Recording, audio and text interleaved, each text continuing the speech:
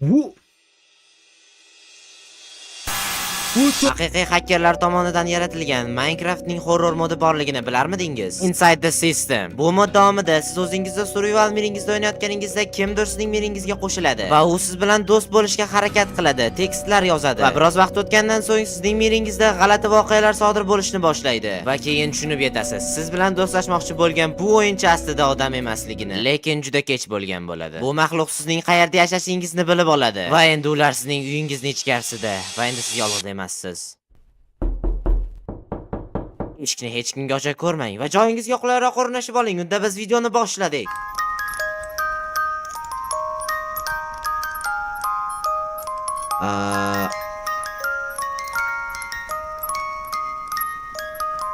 Agar e'tibor bergan bo'lsangiz, videoni boshida bizga Strange Friend degan yozuv ko'rindi. Demak, bizning oldimizga kimdir yoki nimadir kelishi kerak. Bu narsaga e'tibor bermayman deganimdan so'ng o'zimga resurs to'plamoqchi edim va lekin kimdir o'yinga qo'shildi.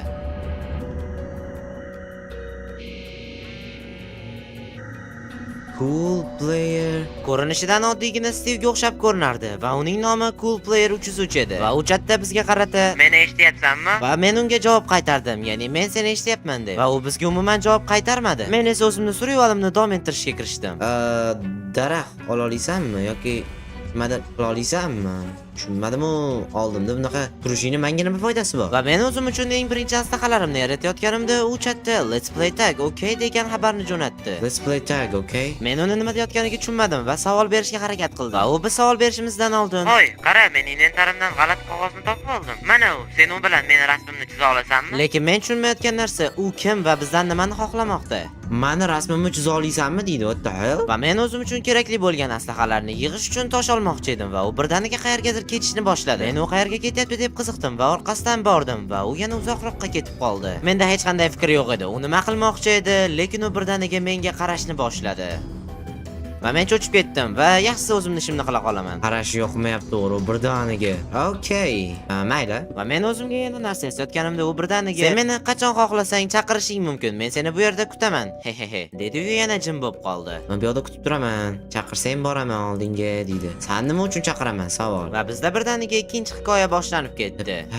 Va u bizga qarata "Hey, rahmat, sen men bilan o'ynayotganing uchun, men bilan yurganing uchun. Va bu menga hikoyalar, xotiralar olib keladi va menimcha biz birga survival qila olamiz deb o'ylayman. Sen bilasanmi, sen menga o'yinchoq yaratib bera olasanmi? Uning nomi Berjer dedi. U men uchun juda ham qadrdon edi. Meni tashlab ketma, iltimos." va u bizga qandaydir retsept berib ketdi, ya'ni o'yinchoq yaratish bo'yicha. Bu madir paydo bo'ldi. Bu nima bu? Nautilus. Va eng qizig'i, bu yerdagi bloklarni hech qaysi birini buzib bo'lmasdi, hatto kirka bilan ham. Nima blok bu? Tushunmadim. Cool Player.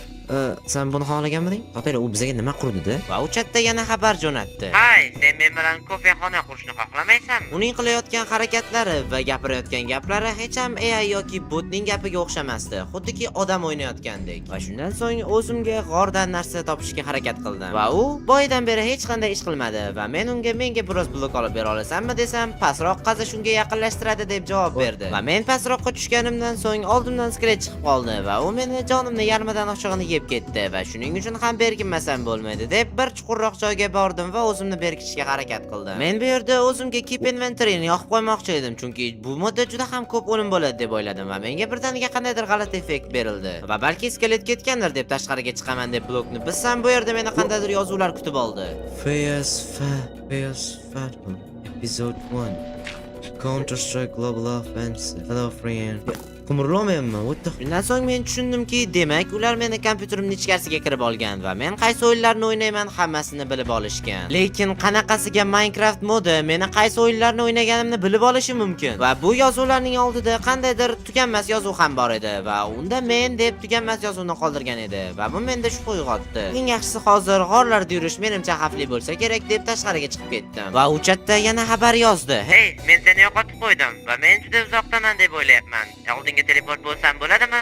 Ha yoki yo'q deb chatga yoz. Va shundan so'ng men chatga ha deb yozdim va u menga rahmat aytib teleport bo'layotganini aytdi. Va u g'alati tilda qandaydir xabarni jo'natdi. Men esa buni tarjima qilgandan so'ng shokka tushib qoldim. Agarda bu xabar sizlarga ham qiziq bo'ladigan bo'lsa, Telegram kanaliga o'tib oling. Silkasi kommentariyada bo'ladi. Va u negadir men oldimga teleport bo'lmadi va hayron qoldim va o'zim teleport qilaman deb TPni yozsam, uning hech qanday entitisi yoki o'yinda yo'qligini menga aytishdi. Shundan so'ng tushunib yetdimki, demak u haqiqiy inson emas. Va birozdan so'ng aylanib kelganimdan keyin bu yerda qandaydir portalni ko'rib qoldim. Portalning yonida esa qandaydir sandiq bor edi. Bu sandiqni ochib ko'rdim va bu yerda 3 ta narsa turgan ekan. Ularni olib oldim. Va men bu yerda kitobni topdim va kitobni ochib qarasam bu yerda men aniq bilaman. Bu yerda qandaydir portal bo'lishi kerak deb yozilgan edi. Ha, ular aytganidek bu yerda qandaydir portal bor edi, lekin men uni qanday aktivlashtirishni yoki qanday yoqishni bilmas edim. Shuning uchun ham qiynaldim. Lekin rostdan ham men bu portalni yoqa olmadim va shunchaki bu yerni tashlab ketdim. How we can use this? Qanaqa ishlatamiz buni? Bu bloklarni olib tashlashimiz kerakmi shunda? Okey, agar olib tashlaydigan bo'lsak ham, lekin qolgan blok qayerdan olamiz? Ya'ni bunaqa blokdan bizga yana 4 ta kerak-da. Va bu blokning nomi nima edi? Buni ham bilmayman. Va men portalni yoqmoqchi bo'lganimda esa qandaydir yozuvlar chiqa boshladi. He's already behind you. He got closer deydi.